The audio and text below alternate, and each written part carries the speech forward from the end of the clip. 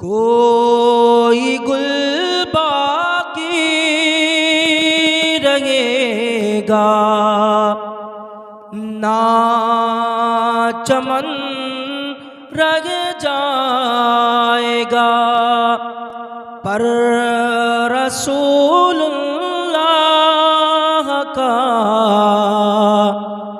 دین حسن رہ جائے گا۔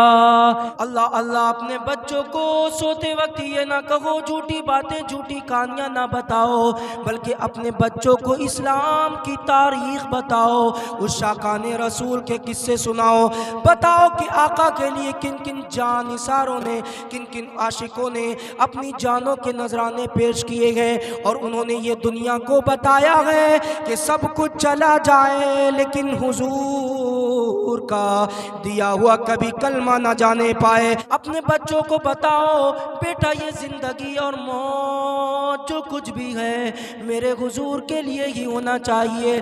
بچوں کو یہ شعر پڑھ کر کے بتاؤ، جب وہ سونے جائیں انہیں جھوٹے قصے نہ سناؤ، جب وہ سونے جائیں انہیں جھوٹی کہانیاں مت سکھاؤ، انہیں سکھاؤ کہ بیٹا عاشقوں نے کس طرح اپنے آقا کے لیے جانوں کے نذرانے پیش کیے ہیں، اور انہیں بتاؤ بیٹا یہ جان بھی مصطفیٰ جان رحمت کے لیے ہے، یہ سب کچھ تمہارا جو کچھ بھی ہے مصطفیٰ جان رحمت کے لیے ہے۔ بچوں کو بتاؤ بیٹا بات اگر آقا کی آ جائے، ماں کو قربان کرنا پڑے تو کر دینا، باپ کو قربان کرنا پڑے تو کر دینا، بھائی کو قربان کرنا پڑے تو کر دینا، لیکن مصطفیٰ جان رحمت کا کبھی دیا ہوا کلمہ قربان مت کرنا۔ سنو اپنے بچوں کو بتاؤ کہ یہ زندگی مصطفیٰ جان رحمت کے لیے ہی ہے، زندگی یہ نہیں ہے کسی کے لیے،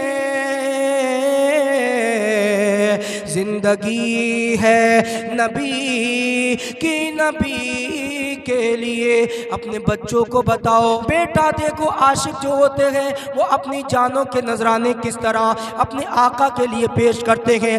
تاریخ میں ایک نام آتا ہے بیٹا حضرت خبیب، جنہوں نے کلمہ پڑھ لیا، گھر والوں نے ہی ظلم کرنا شروع کر دیا، اور اتنا ظلم کیا، اتنا ظلم کیا، اتنا ظلم کیا کہ ان کو زنجیروں سے جکڑ دیا۔ جب زنجیروں سے جکڑا تو کہا بیٹا سن لے، اگر تو نبی کا کلمہ نہیں چھوڑے گا تب تیری جان جا سکتی ہے، تجھے لوگ پھانسی دے دیں گے، یہاں کے سردار تجھے پھانسی دے دیں گے، بیٹا تیری جان چلی جائے گی۔ لیکن سنو وہ مصطفیٰ جان رحمت کا دیوانہ، مصطفیٰ جان رحمت کا چاہنے والا، مصطفیٰ جان رحمت سے پکی اور سچی محبت کرنے والا، وہ یہ کہہ رہا تھا یہ ایک جان کیا ہے، اگر ایسی ہزاروں ہوں تو ایک ایک کر کے اپنے آقا کے لیے قربان کرتا چلا جاؤں، ایک جان کیا ہے اگر ہو کروڑوں، تیرے نام پر سب کو بارا کروں میں۔ وہ دیوانہ کہہ رہا تھا، وہ چاہنے والا کہہ رہا تھا، وہ مصطفیٰ کا عاشق کہہ رہا تھا یہ ایک جان کیا ہے، اگر ایسی ہزاریں جانیں ہوتی تو میں ایک ایک کر کے اپنے آقا کے لیے ساری کی ساری قربان کرتا چلا جاتا، اپنے آقا پر قربان کرتا چلا جاتا۔ زنجیروں سے جکڑ دیا گیا، اب المختصر بتا رہا ہوں، زنجیروں سے جکڑا گیا، اس کے بعد میں پھانسی دینے کے لیے سارے لوگوں کو بتایا گیا، سارے لوگ اکٹھا ہو جائے، اس لیے سارے لوگوں کو اکٹھا کیا گیا کہ دیکھو جو جو مصطفیٰ جان رحمت کا کلمہ پڑھے گا اس کے ساتھ یہ برتاؤ کیا جائے گا۔ بہت کوششیں کی گئیں حضرت خبیب کو بہکانے کی، لیکن قسم خدا کی جو ایک بار میرے آقا کا ہو جاتا ہے دنیا کی کوئی طاقت اسے خرید نہیں سکتی۔ دیکھو دیکھو حضرت بلال نے جب کلمہ پڑھ لیا، امیہ مارتا تھا، ظلم کرتا تھا، اتنا ظلم کرتا تھا، حضرت بلال کو بہت مارتا تھا اور کہتا تھا نبی کا کلمہ مت پڑھ، نبی کا کلمہ مت پڑھ۔ حضرت بلال کلمہ پڑھتے جاتے تھے اور کہتے جاتے تھے امیہ تو میرا کچھ بھی کر لے لیکن میں نبی کا کلمہ چھوڑنے والا نہیں۔ امیہ جب مارتے مارتے تھک جاتا تھا تب کہتا تھا، بلال سے کہتا تھا بلال کھانا میں دیتا ہوں، پانی میں دیتا ہوں، لیکن تو باتیں حضور کی کرتا ہے تو میرے بلال بلال کہتے ہیں، بلال نے کہا ہاں سن لے امیہ یہ بات سچی ہے، ظاہراً کھانا تو دیتا ہے، پانی تو دیتا ہے، خریدا تو نے ہے، لیکن سن لے جسم کے ساتھ جو کچھ بھی کرنا ہو کر لے، جسم پر قبضہ تیرا ہے لیکن دل پر قبضہ میرے آقا محمد الرسول اللہ کا ہے۔ اللہ اکبر۔ حضرت بلال یہ کہہ رہے تھے، حضرت بلال نے کلمہ پڑھتے رہے۔ جو مصطفیٰ جان رحمت کا ہو جاتا ہے پھر دنیا کی کوئی طاقت اس کو خرید نہیں سکتی ہے، اس کو نہیں خرید سکتی جو میرے آقا کا ہو جائے۔ اب سنو میں بتاتا ہوں، بتا یہ رہا تھا حضرت خبیب جب ان کو زنجیروں سے جکڑ دیا گیا، اس کے بعد پھانسی کے پھندے پر لٹکانے کے لیے جو جگہ متعین کی تھی اس جگہ پر لایا گیا، سارے لوگوں کو بلایا گیا اور بچوں کے ہاتھوں میں انہوں نے سوجے اور بھالے دے دیے۔ وہ حضرت خبیب کے چبوتے تھے اور حضرت خبیب پھر بھی مسکراتے تھے۔ ایک بار حضرت خبیب کی آنکھوں میں آنسو آئے، اس وقت جب یہ کہا گیا کہ تم اب بھی بچ سکتے ہو، لیکن سوچ لو یہاں پر تمہارے آقا کو لا کر کے رکھ دیا جائے۔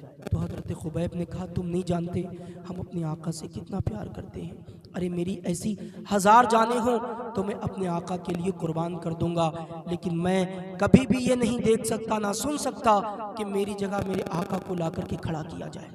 اللہ اکبر۔ حضرت خبیب کو پھانسی کے پھندے پر لٹکانے کے لیے لایا گیا۔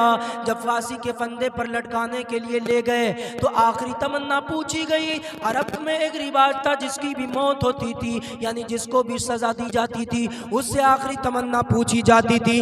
حضرت خبیب سے بھی آخری تمنا پوچھی گئی، بتاؤ تمہاری آخری تمنا کیا ہے؟ حضرت خبیب نے آخری تمنا یہ نہ کہی کہ مجھے اپنی بیوی سے مل لینے دیا جائے، مجھے اپنے بچوں سے مل لینے دیا جائے، بلکہ حضرت خبیب کہہ رہے تھے مجھے اپنی بیوی سے نہیں، اپنے بچوں سے نہیں، مجھے 2 رکعت نماز ادا کر لینی دی جائے۔ اللہ اکبر۔ آج ہمارے پاس مسجد میں اے سی بھی ہے، کولر بھی ہے، پنکھے بھی ہیں، اگر سردی ہو تو ہیٹر، سارا انتظام ہے، پھر بھی ہم نماز نہیں پڑھتے۔ وہ دیکھو سامنے پھانسی کا پھندا ہے اور دشمن چاروں طرف ہے، لیکن حضرت خبیب کیا کہہ رہے ہیں؟ یہ کہہ رہے ہیں مجھے نماز پڑھ لینے دی جائے، بلکہ حضرت خبیب دنیا کو یہ بتا رہے تھے لوگوں نہ مسجد میں نہ بیت اللہ کی دیواروں کے سائے میں نماز عشق ادا ہوتی ہے تلواروں کے سائے میں۔ حضرت خبیب کو پھانسی کے پھندے پر لٹکا دیا گیا۔ ادھر مدینہ شریف کے اندر میرے آقا مسجد نبوی میں بیٹھ کر تمام صحابہ میرے آقا کے چاروں اور ہیں، میرے آقا بیچ میں بیٹھے ہیں۔ اب وہ دیکھو کیا منظر ہوگا، ایک سمت علی، ایک سمت عمر، صدیق ادھر، عثمان ادھر، ان جگمگ جگمگ تاروں میں سرکار کا علم کیا ہوگا۔ میرے آقا یہ سارا کا سارا منظر مکہ شریف میں حضرت خبیب کے ساتھ میں جو ہو رہا تھا میرے آقا دیکھ رہے تھے، اور میرے آقا کی آنکھیں اچانک اشکبار ہو گئی۔ صحابی عرض کرتے یا رسول اللہ آپ کی آنکھوں میں آنسو کیسے ہیں، آپ کی آنکھیں اشکبار کیسے ہو گئی؟ میرے آقا نے فرمایا اے میرے صحابہ سنو، ہم یہاں بیٹھے گئے، ادھر میرے دیبا نے حضرت خبیب کو پھانسی کے پھندے پر لٹکا دیا گیا۔ حضرت خبیب کی روح قفس انصری سے پرواز ہو گئی۔ دیکھو مدینے کے اندر بیٹھ کر کے حضرت خبیب کے ساتھ جو ہو رہا تھا، میرے آقا مکہ میں جو ہوا مدینے میں بیٹھ کر کے سماعت کر رہے تھے۔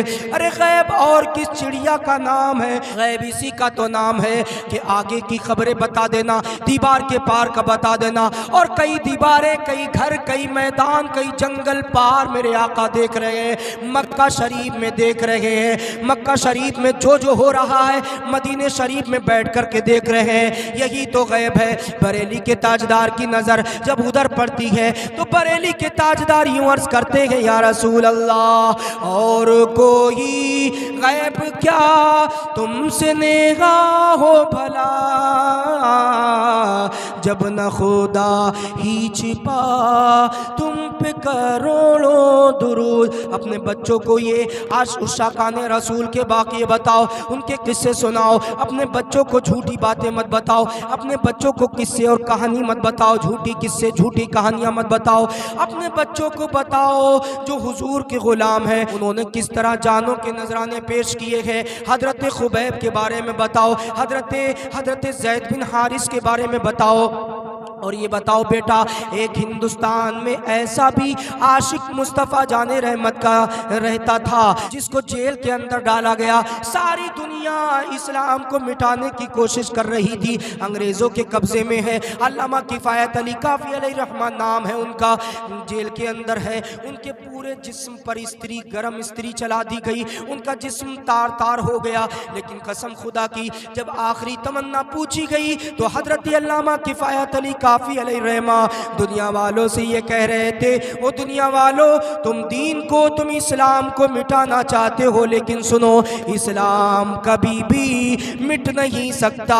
استری چل رہی جسم پر، پریس چل رہی ہے، آخری تمنا پوچھی جا رہی ہے، تو آخری تمنا میں جتنے بھی اسلام کے غدار ہیں، اسلام کو مٹانا چاہتے ہیں، ان کو علامہ کفایت علی کافی علیہ رحمہ جواب دے رہے ہیں، کوئی گل باقی رہے گا نہ چمن رہ جائے گا۔